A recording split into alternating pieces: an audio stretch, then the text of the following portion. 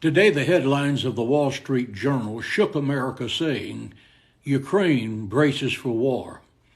Russia's dream of recreating the USSR is becoming a reality.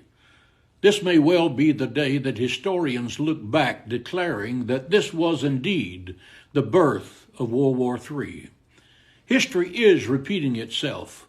Putin is doing exactly what Hitler did to get World War II started. Hitler declared to European leaders his need to invade Poland. Europe failed to respond, and the UK, under the leadership of its weak Prime Minister Neville Chamberlain, bowed to Hitler's demands. Shortly thereafter, World War II began, where 50 million people were killed and 6 million Jews were systematically slaughtered. Concerning Hitler, Winston Churchill said words America should remember. Those words were, quote, "You can't negotiate with a lion with your head in its mouth," end quote. When Putin, the former KGB officer, the master of deception, looks at President Biden, he sees Neville Chamberlain, weakness personified. Russia and China are united in their efforts to destroy America. China is watching America's leadership make loud proclamations with very little action.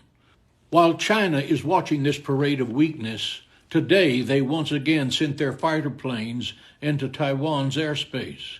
China has Taiwan in its sights, where 65% of all semiconductors are manufactured for automobiles and high-tech electronics.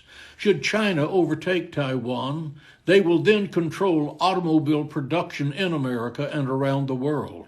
Meanwhile, as Russia succeeds in having its way with Ukraine, with no real pushback from America, Iran will take that as the green light to finalize its nuclear ambitions to achieve a bomb. Iran is under the control of radical Islam, which has threatened to use a nuclear bomb to attack Israel and the United States. 9/11 proved America can be attacked by radical Islamists with devastating effect. A nuclear weapon is far more deadly than an airplane loaded with fuel. The Iranian threat is real, and Iran must be stopped before these weapons become operational. Russia's military has been in the Middle East since 2015. Russia supports Iran. Iran trains, equips, and funds the terrorist armies of Hamas and Hezbollah, who are begging for the green light to attack Israel with a nuclear weapon. People of America, our nation is in a severe crisis. Now is the time to show our strength. Our leaders must take their rightful place at the head of the international table. They must start believing the threats of our enemies and stop ignoring the plight of our allies.